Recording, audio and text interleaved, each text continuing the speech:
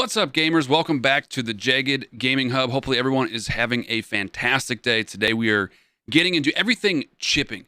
This is a huge, crucial part, in my opinion, to being successful with PGA 2K, and it saved me a lot of times, especially, you're off the green in two, trying to make it in for birdie, trying to keep your scores low. So today we're diving into everything chipping. I'm going to make you a better chipper, I promise.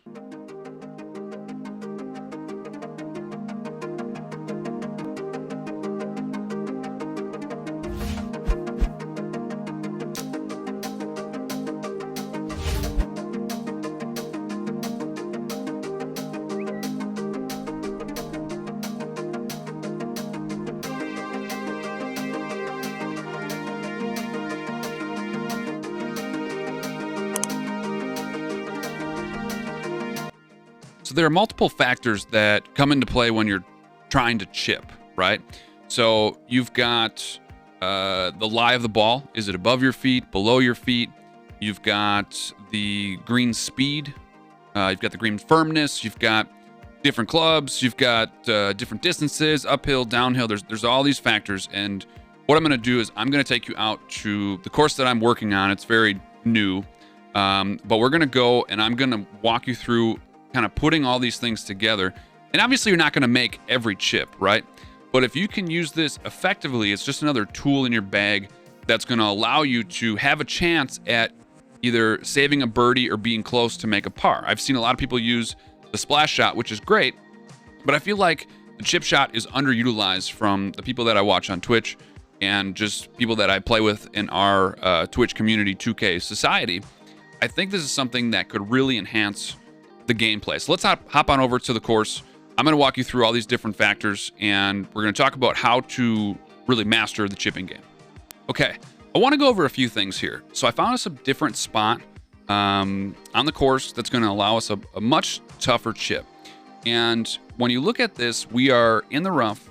The ball is significantly below our feet. As you can see on the grid, it's heavily left to right. And it's also downhill. It's downhill by about a foot. So I want to hit a shot here. So it defaulted to a sand wedge. A lot of times I see people, going with the default club that the game is suggesting. And in this case, you're not even going to end up getting close to the green, to the cup. So we hit this chip, and we're going to end up we still have a 14-foot putt to try and make. That, when you're playing in these tournaments, you're playing in these rounds on the pro or the master difficulty, those aren't gimmies. We want to get this within 2 to 3 feet and have a chance of actually sinking this chip.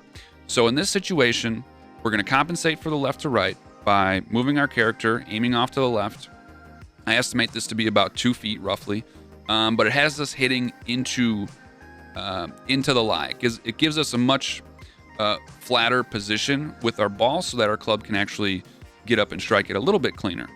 Next, we want to actually discuss getting it to a flat spot on the green.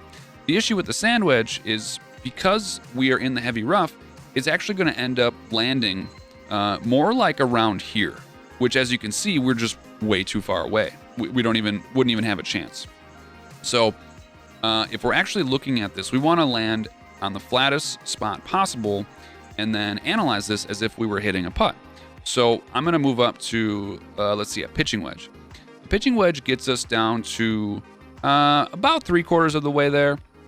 And with the heavy rough, we're probably going to land this about a square to 2 squares back. Roughly, 20% I figure is about that distance. So with landing in a flat spot, we're probably going to now aim this as if we would a putt. Given that we want to err on caution going downhill, because downhill will exaggerate the amount that a putt is going to break, I'm going to take just a little bit of power off this, not a lot, to allow us to get close. And then with as much as it's moving, I don't think we're going to get a lot of break. And we're going to hit a shot. We're going to try to get this within a couple feet. If anything, we're going to end up sinking this, and we're moving on to the next hole. Came out nice and clean. It's rolling towards the pin. Oh, almost drained it. But we've got ourselves, we're 3 feet away. We've got a flat putt. Very easy. Tap in. We're moving on to the next shot. Okay, so we got another spot on the course, a little bit different chip because this one is actually uphill a little bit. So let's go through our process. Let's analyze this, see if we can put it close, maybe sink one, then we'll move on to another example. So here we've got 70 to 77% heavy rough, which means we're going to lose about 30% on this. Plus with it being uphill, we're going to want to keep that in mind. Next, the ball's a little bit below our feet. The perpendicular lines are moving left to right at our feet. So it's going to try to come out to the right here. So what we're going to do is we're going to compensate for that by moving to the left. Next, we're actually going to take a look at if we're uphill, downhill. Obviously, this is uphill. So with that, we're going to want to be sure, given we're coming out of the heavy rough, that this has a chance to get onto the green and roll. So let's go to a 9-iron.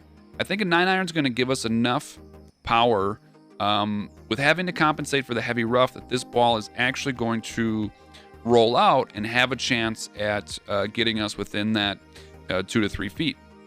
Now, with where we're going to land, this might actually hop to the right a little bit and also then roll left to right, just given that the green is slanted that way. So we're going to aim towards the middle. We're about a square over from the pin.